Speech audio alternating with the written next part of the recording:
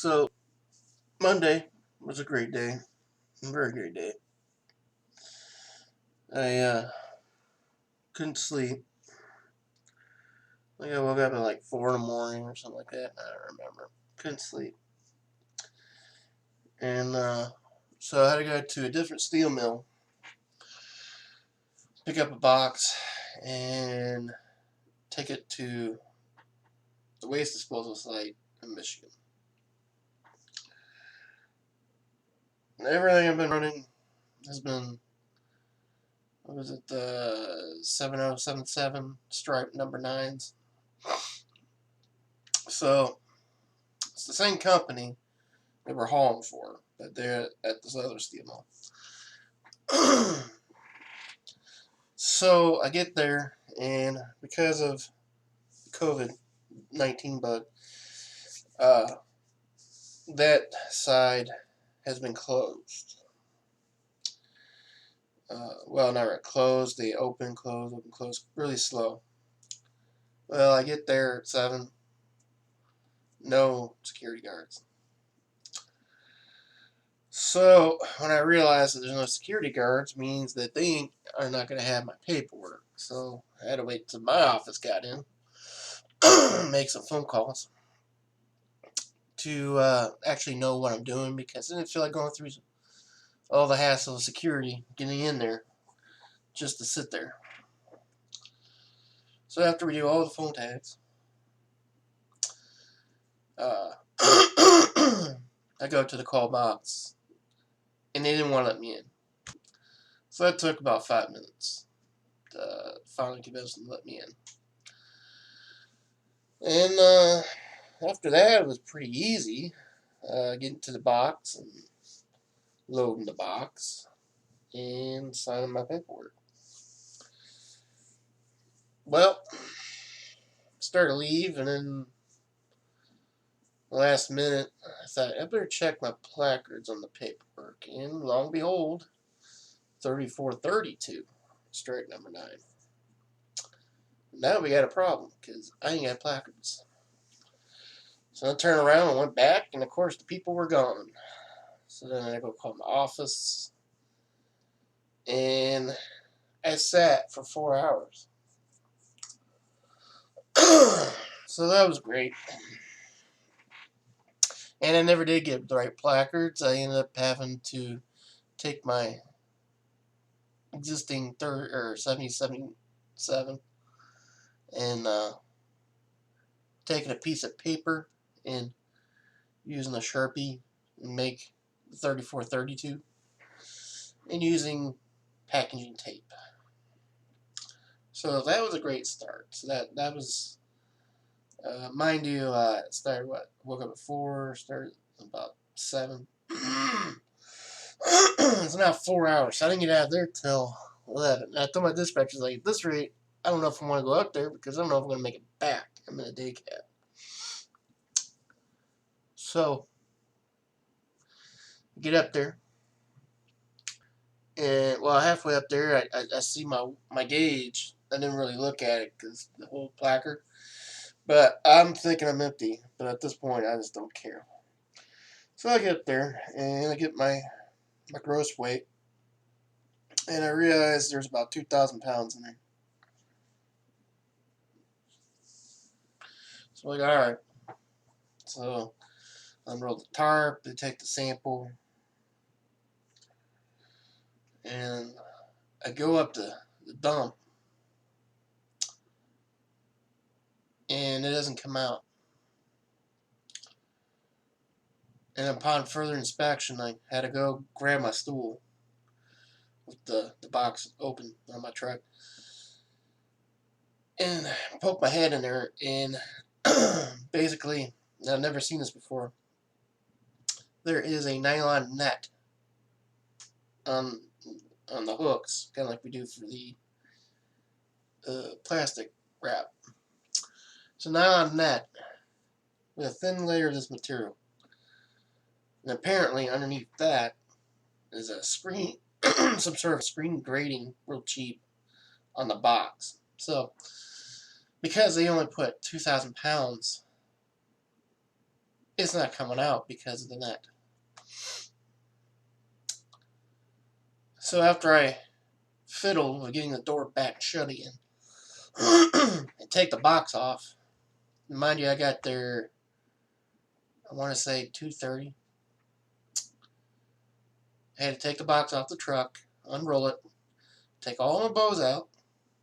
Then I had to cut the net off the box so the net was on the bottom of the box. Put the box back on my truck, go to dump, and an excavator tried to dig me out. Everything was fine until the guy knocked it off my truck. So now this box is teetering, half on my truck, half off the truck. And so 3 hours later, when we get back on the truck, finally, they wouldn't listen to me on how to get it back on the truck. Wouldn't listen to me at all. I tried telling them that, you know, they know what they're doing. They're the ones that knocked it off the truck to begin with. So, I had to take it back off the truck, put my bows back in, retarp it, put it back on my truck. I didn't leave here until about 6 o'clock. 6 o'clock. So I was there, I'm going to say 3 hours, so I'm just going to round it. 3 hours. Three half hours, something like that. So now, I'm like that close to running out of hours. So I'm hauling ass back. Everything was good. And then the unexpected happened. I'm in the construction zone. And I ran something over. I don't know what it was. When I looked in my mirror, it reminded me of a brake chamber. I had that color like a brand new brake chamber. And apparently it bounced up into my trailer and knocked off the main service line to my brake chamber. So now my brakes locked up on my trailer. I had to stop. It is now 8:30. So I immediately got out, yanked my placards off, and then inspected the truck, seen the airline, and at this point, I'm not gonna lie, I was frowning a little bit. So I had to go put out my triangles. And then I opened the hood and started proceeding inspecting the truck because I didn't really know what happened. I didn't see me run anything over. But I ran something over.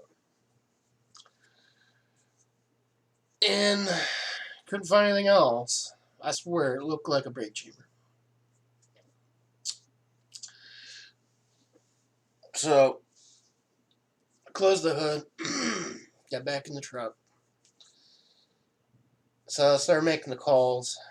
I sent pictures because when I say service line, for some reason, when I told them that the service line on the brake chamber snapped off, for some reason they keep thinking that it's the red airline in the front of the trailer. I don't know why they think that. When I clearly said on the brake chamber. There's 2 lines. I forget what the other line's called, but there's service and I can't remember. One supplies air to release the brakes constantly. The other one applies the brakes.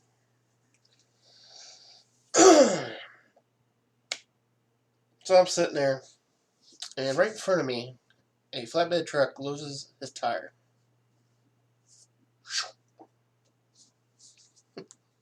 Not sure what that's about, but the guy never stopped. And I talked to him on the radio briefly. So, yeah. So that was interesting. So now it's 8:30. I broke down. And I didn't leave there till 11:30. I was on the side of the road till 11:30. By the time I got it fixed and got the guy paid. So now I'm out of hours. So I had to get a hotel.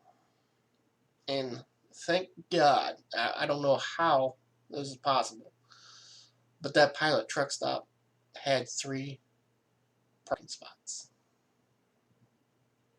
3 parking spots at midnight. High traffic state route too.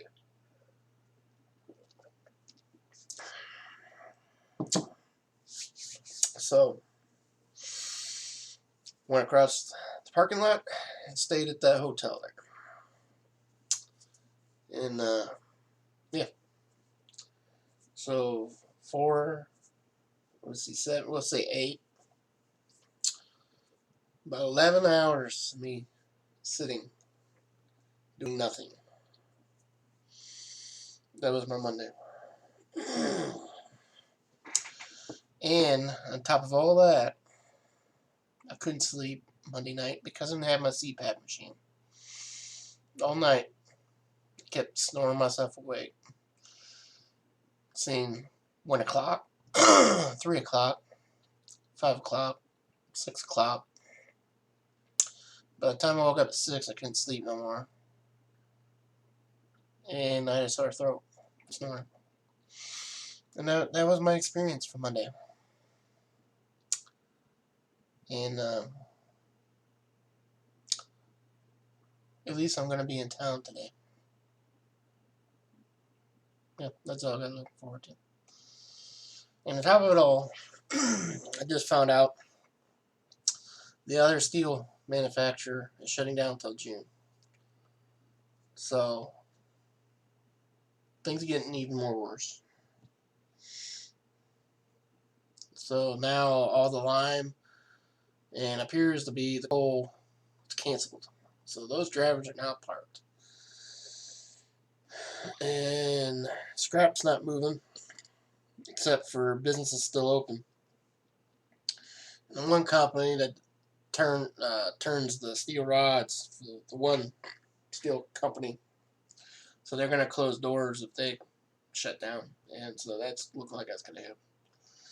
So, yep, keep everything shut down. It's going to be worse than the 2008 recession. So, food, see meat's being rationed out. And in fact, Wendy's, we go to Wendy's, half their menus crossed out because they don't have meat. So, thank you, governors.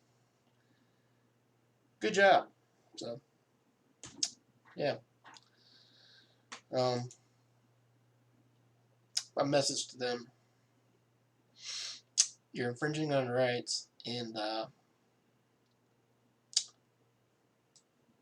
if people are going to get it, they're going to get it. You're going to have to rip the Band-Aid off. Simple as that.